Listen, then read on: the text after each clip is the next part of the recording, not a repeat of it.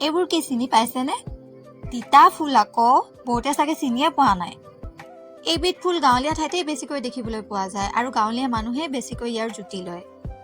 ফুলখিনি এতিয়া ধুনীয়াকৈ বাছি ঠাৰিডালৰ পৰা পৃথক কৰি ধুনীয়াকৈ বইল কৰি ল'ম।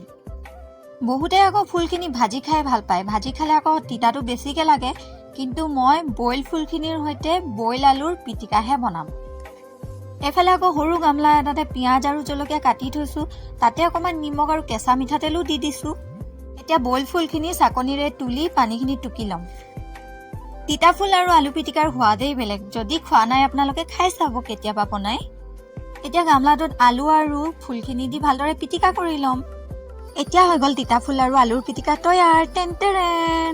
আজিৰ ভিডিঅ'টো ইয়াতে সমাপ্ত কৰিছোঁ। নেক্সট ভিডিঅ'ত আকৌ লগ পাম।